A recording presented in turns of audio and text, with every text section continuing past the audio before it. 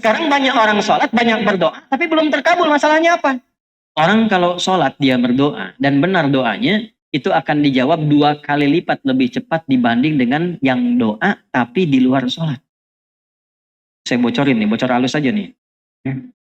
Tiba-tiba yang tadinya sering doa, sekarang dipanjatkan dalam sholat. Langsung turun malaikat menyampaikan, Allah mengabulkan doamu dan turunnya cepat tanpa jeda pakai fa. Harfu atfin rabitin baina syai'aini bila hudud. Huruf yang merangkai 2 peristiwa cepat tanpa jeda. Peristiwa pertama berdoa, peristiwa kedua terkabulnya doa. Antara berdoa dengan terkabul tanpa jeda. Begitu selesai doanya, belum selesai sholatnya.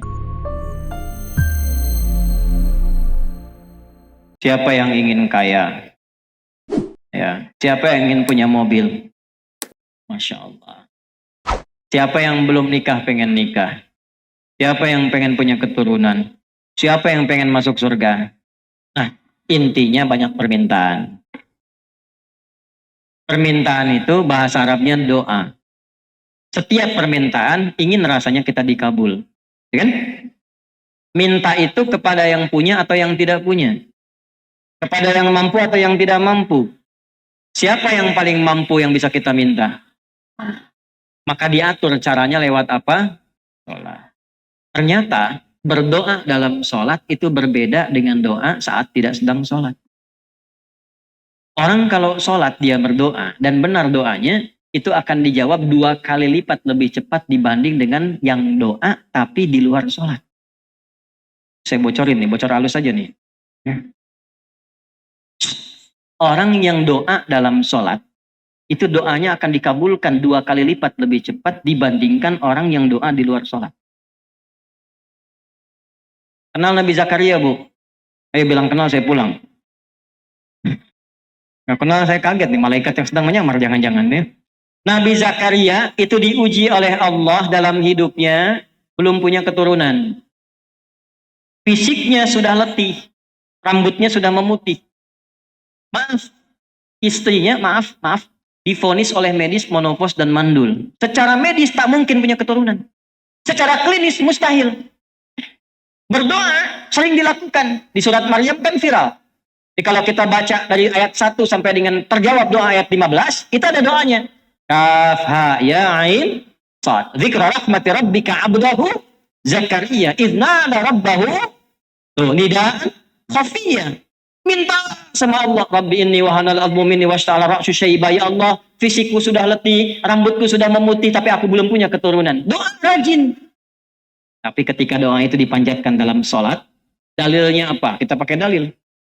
Quran surah ketiga, surah Ali Imran. Ayatnya ayat 38 sampai 39. Sholat. Ini sekaligus kita share ilmu ya. Maaf, kita sampai jam berapa ya? Insya Allah. Baik, Alhamdulillah. Ibu sampai jam 3, jam 2, jam 1, subuh boleh. Insya Allah. Saya ikut ya. Ya, ikut jadwal saya. Jadi ibu mau sampai jam 3 silakan di sini. Nah, saya setengah 12 sudah siap-siap ya. Baik. Jam 12 kurang seperempat lah bonus ya. Lihat sini. Fokus baik-baik. Bu, Pak, seluruhnya. Ada satu hal yang penting ketika kita berdoa dalam sholat. Jarang orang tahu ini kenapa ada mihrab. Dan kenapa tempatnya buat imam. Bukan makmum.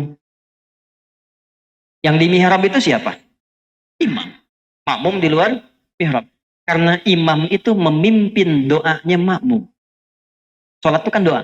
Dipimpin oleh imam. Makanya milih imam gak boleh sembarangan. Gak boleh sembarangan. Boleh imam di kantor, tapi belum tentu imam di masjid. Kualifikasinya beda. Awas hati-hati. Saya pernah ngajar di satu tempat pesantren. Pesantren itu letaknya di satu komplek. Itu pensiunan pejabat, Pak. Pejabat di kantor, bukan di masjid. Tapi semangatnya tinggi. Pengen jadi imam di masjid. Bagus, patut dicontoh. Ini kisah nyata. Cuman sayang, bacaan belum benar sepenuhnya. Saya bilang, Pak, bacaannya dibetulkan dulu, baru jadi imam. Jawabannya bagus. Justru dengan menjadi imam, Ustadz, jamaah bisa dibetulkan di belakang. Ini harus dijaga semangatnya. Ini caranya. Awas hati-hati, ini fikihnya begitu. Saya bilang, Pak, tetap jadi imam. Saya salut dengan Bapak. Terima kasih Ustaz. Bagaimana kalau supaya lebih bagus, saya kirimkan santri, melatih bacaan Bapak sebelum jadi imam, dibacakan dulu, dibimbing dulu, supaya ketika jadi imam makin bagus. Tapi saat latihan tetap Bapak jadi imam. Imam sholat zuhur dan asar. Maghrib, isya, subuh, santri aja dulu Pak. Ya. Kan gak turun status kan? Ya, yang penting jabatan tetap kan? Jadi zuhur sama asar, sepakat Pak. Dealnya kan bagus. That's big deal ya. Tetap jadi imam, cuma zuhur dan asar. Apa yang terjadi? Imam betul. Diperbaiki bacaan. Setelah makin bagus, Pak sudah bagus nih. Udah Ustaz, santri aja. Karena tahu yang bagus santri gitu ya. Setelah itu terbiasa, sekarang banyak jadi imam. Jadi imam. Dan tempatnya, kenapa di mihrab? Mihrab itu tempat yang disebutkan dalam Al-Quran punya dua keutamaan. Satu, cepat mendatangkan rizki. Rizki. Dua, mempercepat terkabulnya doa. Di surah yang sama, surah 3, di ayat 37, paling kiri sebelah bawah di pojok di mushaf, itu diterangkan tentang keutamaan mihrab, tentang rizki. Ternyata satu, mihrab itu bukan hanya khusus di masjid. Ibu di rumah bisa bikin mihrab, Bu. Bapak di rumah bisa bikin mihrab. Dan ternyata mihrab itu tidak harus bentuknya ruangan. Saya waktu pulang di Tripoli, saya ngontrak Pak di Ciputat. Petakan, alhamdulillah. Kita adakan mihrab sehamparan sajadah saja. Yang penting fungsinya mihrab. Apa itu mihrab? Tempat yang dikhususkan untuk ibadah saja. Tidak yang lain. Sholat di situ, baca Quran di situ, doa di situ, makan keluar dari situ. Bikin status jangan di situ. Ya. Ceplik, maaf ya, sedang di mihrab, jangan diganggu dulu. Ah, keluar. Jika itu bisa dilakukan, apa nasabnya di luar masjid? Maryam. Maryam dibikinkan mihrab oleh orang tuanya. Jadi begitu lahir, Imran meninggal, Hannah masih ada, dibimbing oleh pamannya Zakaria, dibikinkan mihrab. Begitu berdoa, ibadah, sholat di dalamnya, apa yang terjadi? Perhatikan ayatnya. Fataqabbalaha rabbuha biqabulin hasanin wa ambataha nabatan hasanan wa kaffalaha Zakaria. Kullama dakhala 'alaiha Zakaria al-mihrab wajada 'indaha rizqa. Qala ya Maryam anna laki hadha? Qalat huwa min 'indillah. Innallaha yarzuqu man yasha'u bighairi hisab. Setiap kali pamannya nengok Maryam di mihrab, sudah ada rizkinya. Paman bawa pakaian, bawa buah-buahan, bawa makanan, masuk ke situ sudah ada makanan, sudah ada buah. Kalau musim anggur ada anggur wajar, bukan musim anggur ada anggur. Ditanya oleh pamannya, Maryam dari mana semua ini? Kata Maryam, semua dianugerahkan oleh Allah. Kalau kita mendekati Allah dengan baik, Allah berikan tanpa batas. Di mana dilakukan itu? Mihrab.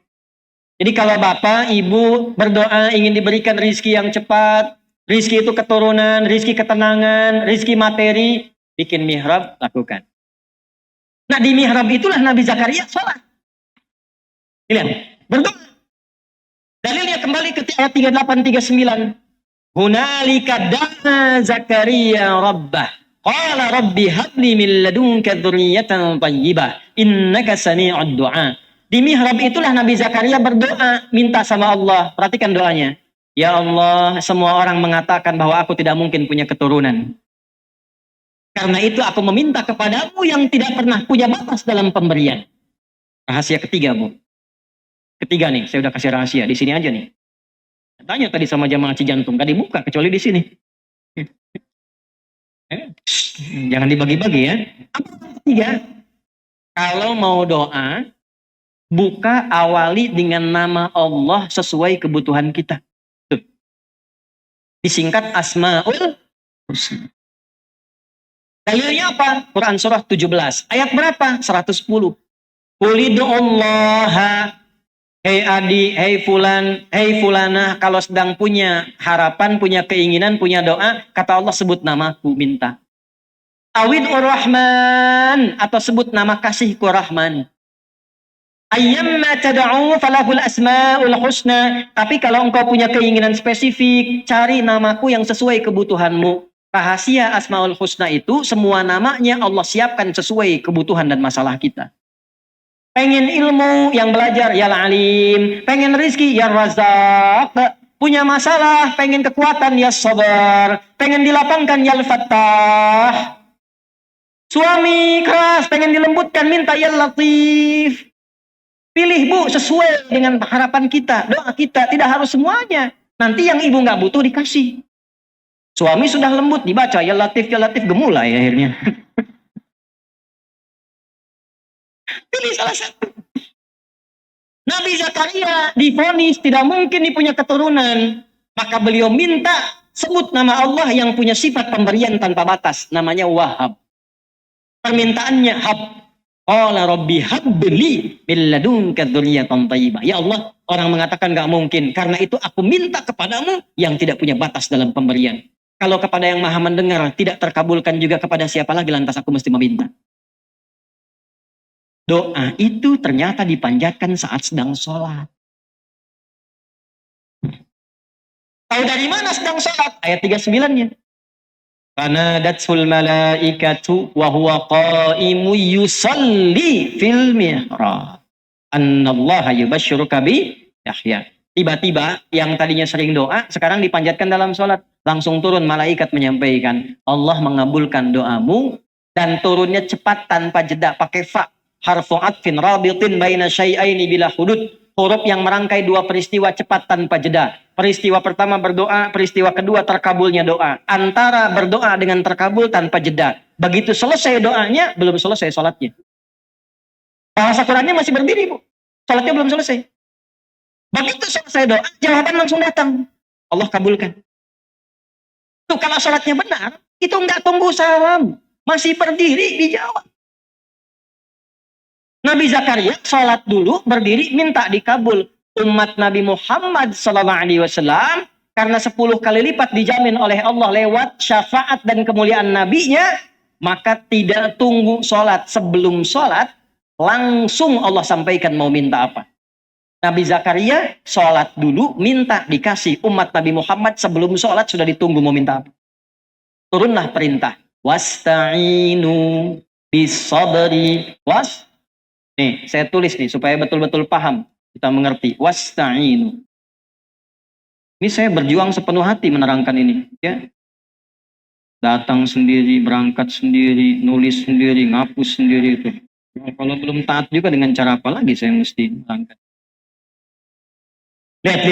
Wasta'inu, dan jika kalian sedang punya masalah, begitu cara menerjemahkannya. Bisabri, terima dulu itu dengan sabar. Sebagai ujian dari siapa? Cara sabar gimana? Yakinkan pada diri kita, Allah tidak akan menguji kecuali kalau kita la yukallifullahu nafsan illa. Yang kedua, yakinkan setiap masalah pasti ada solusinya. Inna ma'al usri. Nah, jadi kalau sedang ada masalah begini caranya. Ini bahasa Quran. Katakan pada hati kita, selesai ini. Pasti selesai. Itu kalau begitu hati lapang. Kalau hatinya lapang, tenang. Tenang dari kelapangan itu disebut insyirah. Makanya kalimatnya ada di surat Al-Insyirah. Alam nasyrah laka, wa wada'na wa rafa'na laka, fa inna ma'al usri. Nah, inna ma'al usri itu bahasa kitanya. Pasti selesai. Hati lapang. Gak mungkin saya diuji kalau saya nggak sanggup. La yukallifullahu nafsan illa. Hei Asep. Ada Asep di sini? Ganti. Agus? Ada. Ini pasti nggak ada nih. Suneo, ya pasti nggak ada tuh. Pasti nggak ada. Nggak ada kan? Ada juga. Hei Suneo. Engkau tidak akan diberikan ujian kecuali engkau sanggup mengatasinya. Dan memang ujian itu adalah jalan untuk mendapatkan jawaban doamu. Jika sedang punya masalah, yakinkan. Saya yang dikasih itu karena saya sanggup. Kalau tidak sanggup, akan dikasih ke ibu, Bu. Kalau saya tidak sanggup, saya tidak akan diberi ujian. Karena sanggup. Karena mau dinaikkan, dikasih. Dan kita dipercaya oleh Allah. Allah percaya dengan kita. Kenapa kita tidak percaya dengan Allah? Kenapa ibu sedih begitu? Wasta'inu. Nah, caranya bagaimana supaya meminta solusi? Terima, sabar. Wassalah, datanglah lewat sholat. Perintahnya wasta'inu, lalu kita ingin rubah ke dalam bentuk doa, minta. Ini perintah dirubah ke doa. Cara merubahnya bagaimana? Kembalikan di ilmu sorof ke tasrif. Tasrifnya bagaimana? Ista'ana, yasta'inu, isti'anah. Fahuwa musta'in, ista'in, ista'an, musta'an. Ya, ustu'ina, yusta'anu. Jelas? Jemaah YouTube kan tasrifnya begitu. Taba yatubu, YouTuban. Fasbaka ya Facebooku, Facebookan. Ya. Ista'ana, yasta'inu, yasta'inu. Ini masih dia. Kalau dibawa ke kita untuk tawadu merendah, robah dalam ilmu balaghah, robah dari ya jadi nun, yasta'inu menjadi apa? Nasta'in. Ke atas nasta'in begini. Nasta'inu. Ini asalnya. Perintah Allah, wasta'inu, kita minta. Nasta'in. Mintanya ke siapa? Mintanya ke siapa? Boleh selain Allah tidak? Hanya pada siapa? Dalam bahasa Arab, hanya kepadamu, bukan kepada selainmu. Iyaka namanya.